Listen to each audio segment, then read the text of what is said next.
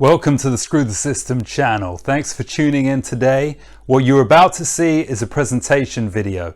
It's recorded from my Success Club, which I used to run in-person events once every month in London.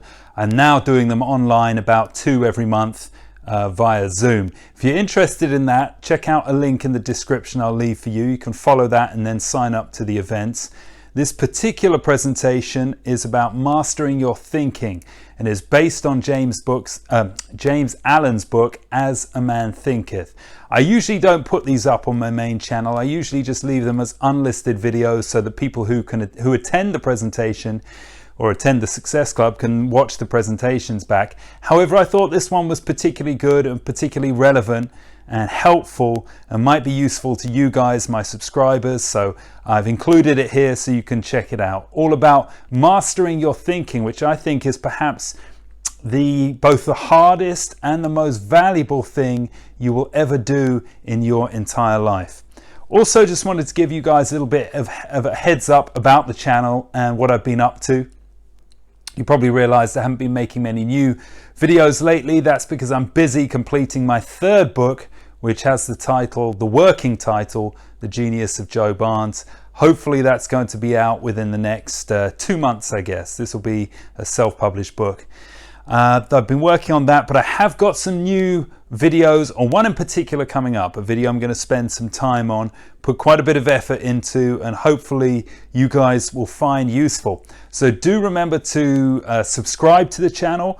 If you're looking if you want to go into my back catalogue and check out some previous videos, if you're new to the channel and want to see what it's about, there are two videos in particular I could recommend.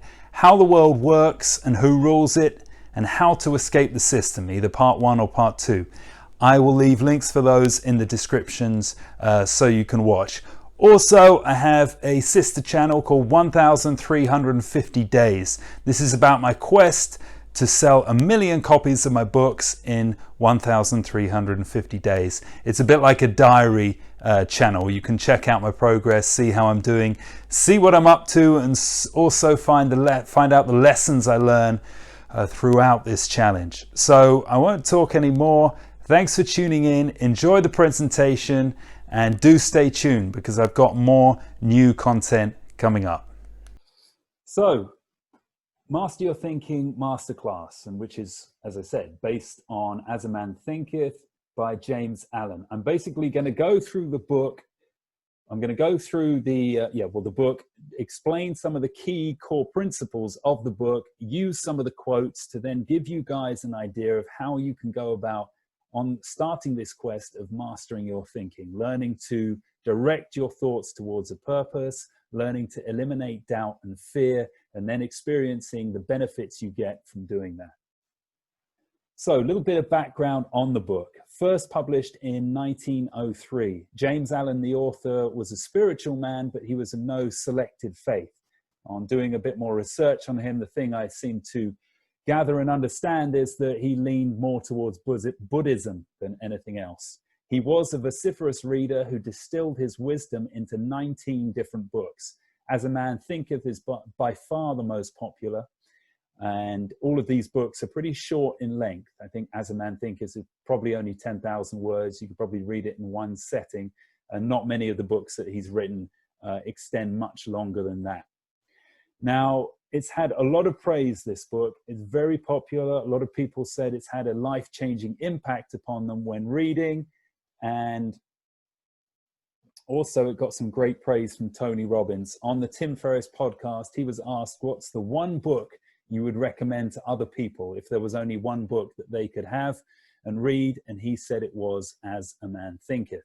Now, some of you may be Tony Robbins fans or not, but I think the undeniable thing is that he's had incredible success over a long period of time. And if he is pointing you towards this book and more pointing you towards the idea that it is all about your thoughts, and learning to control your thoughts is going to lead you to success and health and whatever it else you desire, then it's worth paying attention to.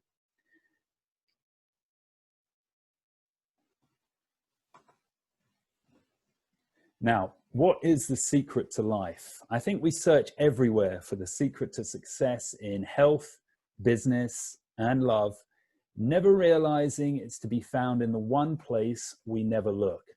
I think certainly with our media and maybe teachers, maybe just the system and environment we grow up in, we're always taught to look without for the secret. You know, the secret to health could be some new diet or some new drug, or the secret to success is some business formula that a guru is going to tell you. I think that we are being misled when we're always taught to look for the secret to success in external things. It's actually in that one place we've never thought to look. It's within our thoughts. Now, I'm guilty, as almost everybody else is, in that I used to believe that thoughts were irrelevant mental chatter or the reactions to the events of the day. I subsequently learned that my thoughts were creating my reality. And when I learned that, I was able to bring about a huge shift in my life. In my previous way of thinking, I was pretty, I would say, unsuccessful. I was very lonely, that's for sure. I certainly didn't have any direction in my life, and I had a load of psychosomatic illnesses that I was experiencing. And I used to think, you know, why is this happening? Or I'd sometimes think, oh, has it got anything to do with my thoughts? And I came to the conclusion that it didn't. I just thought that that was noise that was in my head. It was only after reading As a Man Thinketh and The Power of Your Subconscious Mind by Joseph Murphy that I started to awaken to the idea that my thoughts were actually having a strong impact on creating my reality. I then set about on what has been an 18-year journey to change my thinking and change my whole outlook and perspective, and I have experienced many benefits from doing so. Now, the four main themes from As a Man Thinketh, I categorize them in this way. Number one, you don't attract what you want, you attract what you are. People sometimes get frustrated or give up on controlling their thinking, or maybe you want to describe it as using the law of attraction. They give up on it because a thought doesn't suddenly change your reality. One simple thinking of £1 million isn't going to get you £1 million. Thinking that you're healthy for 10 seconds isn't going to make you healthy. And what James Allen is trying to say to you is you don't attract what you want. It's not about your desires, your wishes, your prayers. It's about what you are. It's about who you become through the process of disciplining your thoughts. If you are determined enough and you spend enough time embodying your thoughts, then the changes will occur. Point number two, you via your thoughts are responsible for everything that is presently in your life, both in your body and circumstances. James Allen gets you to think of your thoughts as action and everything else that occurs in your life as reaction. He wants you to understand that very simple equation. Thoughts are the actions, your body and your circumstances are the reactions. And you're also responsible for everything that is in your life. And for some people, they don't really want to accept that responsibility, or they take umbrage with such a statement. They say, well, how are little kids who get leukemia, how are they responsible for that? And it's a fair enough argument, but I still don't think, because of that one exception, that you shouldn't investigate the power that thoughts can have over your life and the possibility that your entire life and your body is shaped by your thinking. Number three, your circumstances don't make you, they reveal you to yourself. So a lot of people can feel trapped by their circumstances. They can fight with them even. They can think, why am I in this situation? It's really annoying. Or if only I wasn't living in this place, or if only I had more money, then I can be successful. Well, Allen says that's pretty pointless. There's no point fighting your circumstances, because your circumstances are actually, in a way, doing you a favor, because they're revealing who you are to yourself. Your circumstances are a reflection of you, who you are. Therefore, if you change who you are, it makes sense that your circumstances will also change. Finally, there's no such thing as chance or luck. Again, for me, this is a blessing. For many other people, they see it as either false or they see it as a curse, because you can't blame anybody else. You now can't blame anybody else for your lack of success, your lack of health, whatever it might be. If chance and luck have been removed from the equation, then it's all down to you via your thoughts.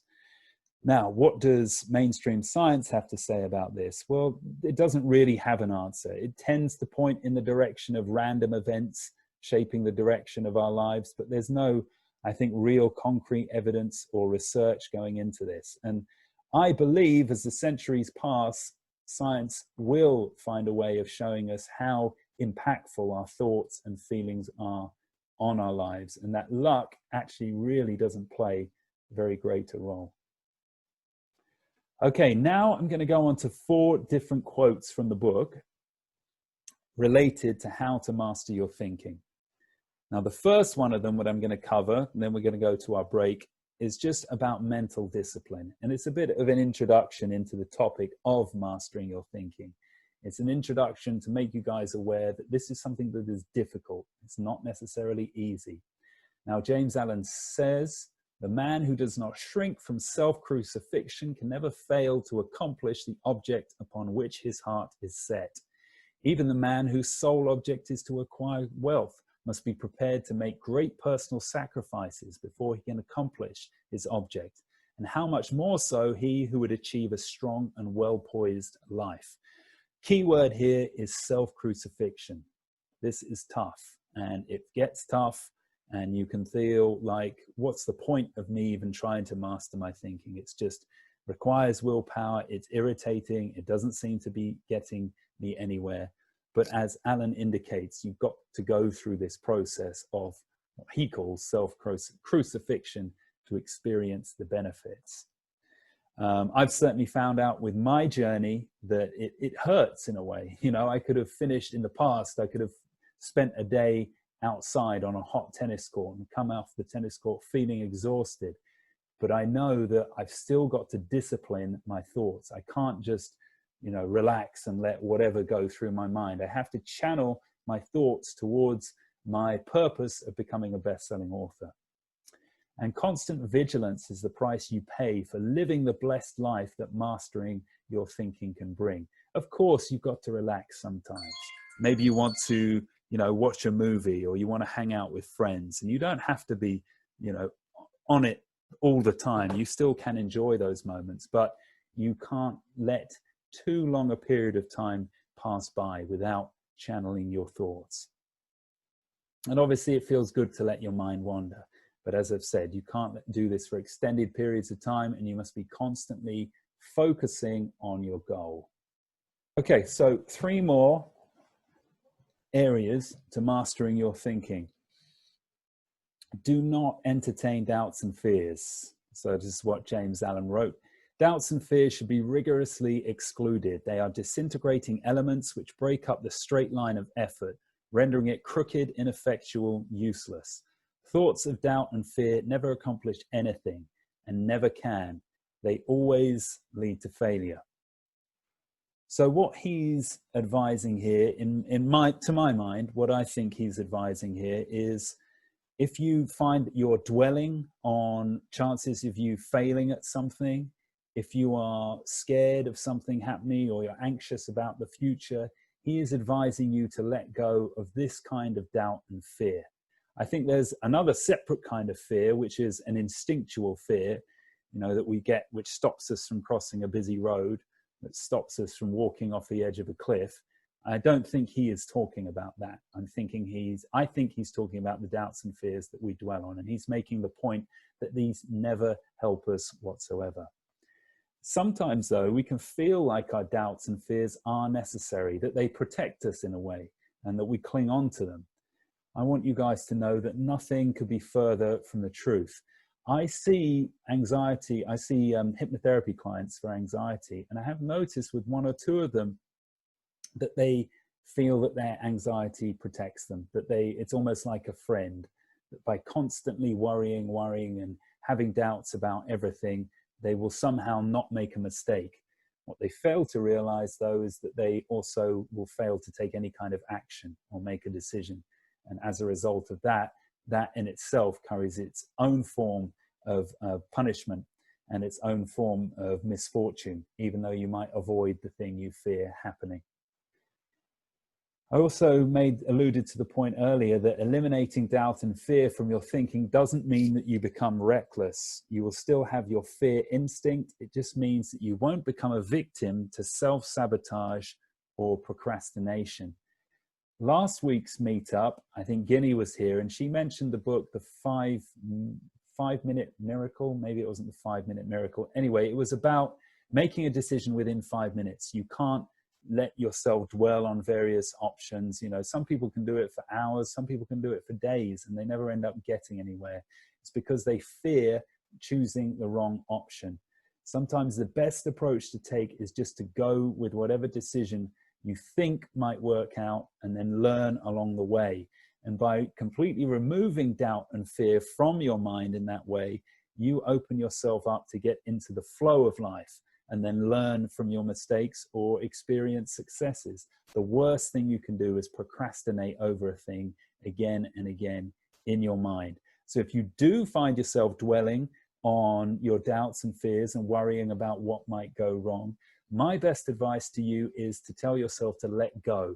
This is what I do. If ever I find that I'm dwelling on something for longer than a minute or so, I tell myself to let go. And I stop myself thinking about it. I don't even try to fight with it, or I don't try to rationalize with it. Just let go. And if you get in the habit of doing that, you'll find that your doubts and fears become much less frequent. Now, James Allen tells us to focus, or tells you to focus on your purpose. He writes, a man should conceive of a legitimate purpose in his heart and set out to accomplish it. He should make this purpose the centralizing point of his thoughts. It may take the form of a spiritual ideal, or it may be a worldly object. But whatever it is, he should steadily focus his thought forces upon the object which he has set before him. So a couple of points I want to make here. The centralizing point of his thoughts. This means something you come back to again and again. You keep returning to. And when he says a spiritual ideal or a worldly object is a bit easier to define. For example, with me, I want to reach 1 million book sales with all of my various books and books to come. That is clearly a worldly object. That's a purpose for me, and that's something it can be a centralizing point of my thoughts. A spiritual ideal may be happiness. You may want to achieve happiness or a sense of calm or peace. It could be anything like that. Or generosity, it may be an ideal that you want to achieve. That could be the central purpose. Or love, to have a love-filled life, whether that means loving relationships, doing the work you love. It could be extended to mean all of those things.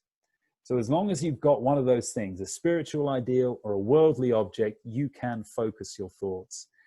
Now, you should really focus on your purpose throughout the day. I find the best thing to do is to simplify it into a number or a sentence that you can think of and repeat. So using myself as an example again, very easy for me. I just focus on the number 1 million and I keep bringing my mind back to that focus. I have other things as well that I think of, but that's just a very easy example to follow.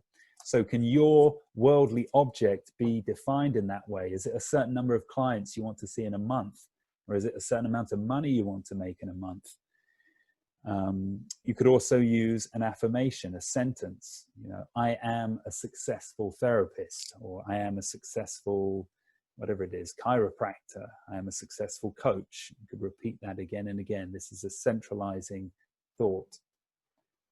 Focus on this purpose and don't get distracted. Now, obviously, there are times when you need your mind. You need to engage your mind. Right now, I can't be thinking of my purpose of becoming a best-selling author. I am using my mind to try and give you guys a great presentation. So when your mind is engaged, don't worry about trying to control your thoughts. And also, there are going to be times when you need to relax. You can't be switched on the whole time. So again, don't worry about that too much. But try not to let extended periods of time pass without focusing your thoughts on your main purpose. Now, Alan says that if you can't find a purpose, then he just advises people to fix their thoughts upon the faultless performance of their duty. So this means whatever your work might be, even if you don't particularly enjoy it, try to focus on doing it really well. Or if you're tidying the house, focus on doing it really well. It's just channeling your thoughts in that direction. And hopefully, as a result of doing that, at some point, you might discover what your purpose is. Finally, he advises us to cherish our dreams. He says, cherish your visions, cherish your ideals, cherish the music that stirs in your heart, the beauty that forms in your mind, the loveliness that drapes your purest thoughts, for out of them will grow all delightful conditions, all heavenly environment. Of these, if you but remain true to them, your world would at last be built. So this is really interesting. I love this piece of advice, because I feel that society teaches us that dreams very rarely come true. Therefore, we're taught that it's better to play it safe and follow the crowd. Alan is telling you that you have to reject that kind of thinking, that you are right for having dreams, and you've got to keep them alive, and you keep them alive by thinking about them, by being inspired by them, by allowing yourself to feel what it would be like if they came true. And Alan says your dreams will be realized if you remain true to them. And this means denying society. It means denying circumstances and holding steadfast in your belief. So no matter how many voices tell you that your dream is crazy, or that dreams don't come true, or no matter how many times you wake up and you look out of your window and you think, shit, I'm not where I want to be. It's this same place, this same uninspiring location, this uninspiring job. Is it ever going to happen for me? Well, he's telling you, keep that dream alive. If you remain true to it, it will happen. And I think that's the test. That's the test for all of us. We're all maybe faced with circumstances which are not exactly of our choosing. And we may be surrounded by people who tell us that it's not possible, but we have to hold on to our dream and nourish our dreams. Okay, that brings the presentation to an end.